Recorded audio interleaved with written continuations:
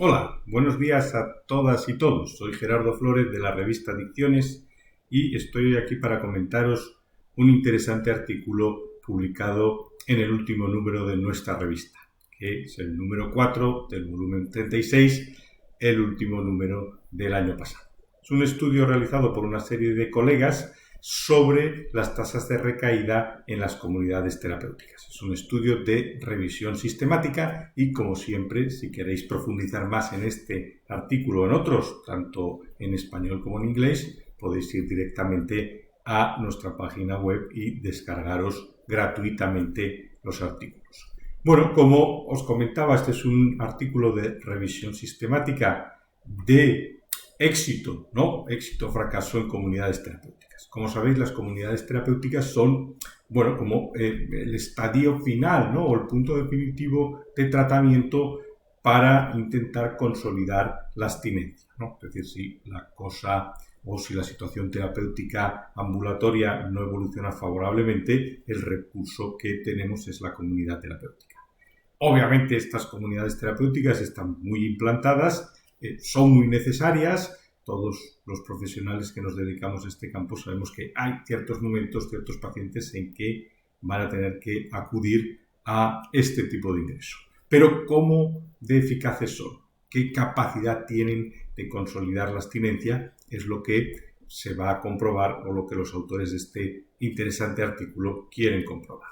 Bueno, aquí tenéis el método. Se van a seleccionar en la búsqueda bibliográfica estudios experimentales, cuasi experimentales y observacionales. O sea, se intenta encontrar la mayor cantidad posible de estudios para tener la N más grande posible. No se aceptan estudios cualitativos, como veis, más de 18 años, obviamente intervenciones por trastorno de uso de sustancias, y el objetivo del estudio es evaluar la recaída después de la intervención en comunidad terapéutica, que obviamente son intervenciones estandarizadas pero no universales, no son exactamente iguales en todas las comunidades terapéuticas. Si no son adultos, si son estudios de revisión o si no hay, claro, una evolución o no tenemos el dato de recaídas, no se van a incluir.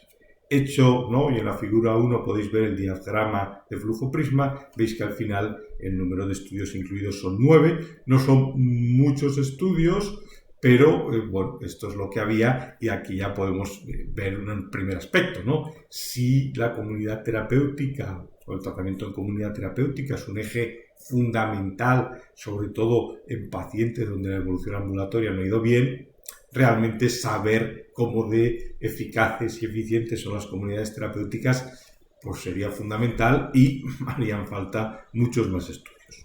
Bueno, los autores hacen una calificación de calidad metodológica de los estudios, ¿no? Que como veis, bueno, cubren un periodo amplio de tiempo, ¿no? Desde el año 1995 hasta el 2019 y en principio, bueno, la calidad metodológica pues es alta en 5 de los estudios, moderada en 2 y débil en 1, ¿no? O sea, obviamente, como podemos ver también en esta tabla, que nos describe un poco los estudios, la metodología no fue idéntica en cada estudio y esto pues determina que los resultados no sean exactamente iguales o a la hora de compararlos pues haya que tener cuidado, ¿no? Podéis ver cómo la definición operativa de recaída es distinta. En algunos casos pues tiene que haber 3 ocasiones de consumo de drogas en un plazo máximo de 2 meses. En otros casos, cualquier evidencia documentada de uso pues se puede utilizar. Veis que las tasas de retención no siempre y la finalización del tratamiento no siempre han sido recogidos en todos los estudios. Y después, bueno, finalmente tenéis las tasas de recaída, que es un aspecto importante y donde podéis ver que los resultados son heterogéneos, ¿no? Según el estudio, porque claro, su definición operativa de recaída es diferente, pero en conjunto, bueno, podemos ver que las tasas de recaída son bastante elevadas, ¿no? Pues, por ejemplo, en el estudio del 95 vemos que el 71% de los pacientes usó heroína a los 6 meses, ¿no? Lo cual son resultados bastante desalentadores, pero si os fijáis en el estudio de 2019 de Griffin y Ross, bueno, la tasa de recaída era del 45% a los 5 años, lo cual es un resultado mucho más positivo, ¿no? Podéis ver los distintos estudios, pero en conjunto lo que podemos ver es que hay una tasa de recaída bastante elevada, ¿no? Importante teniendo en cuenta que lo que comentaba antes, que probablemente los pacientes que van a comunidad terapéutica es un tipo de paciente de más gravedad.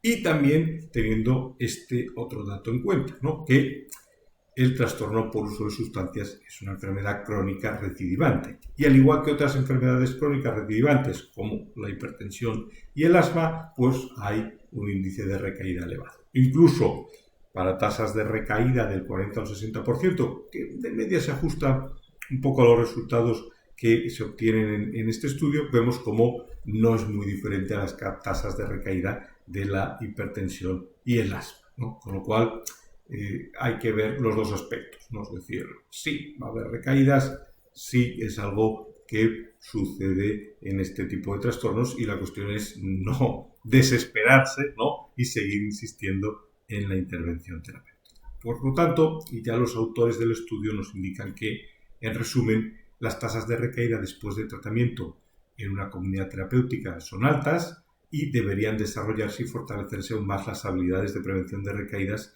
y afrontamiento de recaídas. No todo está hecho una vez que el paciente ha ingresado en la comunidad terapéutica y está allí unos meses sin consumir. Hay que seguir elaborando un plan de intervención. De hecho, reducir enormemente las tasas de recaída es una de las principales prioridades del tratamiento por consumo de sustancias. Bueno, casi podríamos decir que la principal, aunque sin duda no la única. Por lo tanto, comunidades terapéuticas son un recurso muy necesario, probablemente necesitemos más plazas, ¿no? Y a veces incluso una cierta especialización en comunidades terapéuticas que atiendan a problemas relacionados con nuevas sustancias o con nuevas conductas adictivas, pero tampoco debemos esperar que sea una panacea que resuelva el 100% del problema y una vez que el paciente vaya a comunidad terapéutica esté resuelto. Si fuera así, entonces no debería haber tratamientos ambulatorios y lo que tendría que haber son muchas más comunidades terapéuticas y, bueno, la cuestión no es así y la comunidad terapéutica pues forma parte muy necesaria, sin duda, de un plan integral de tratamiento.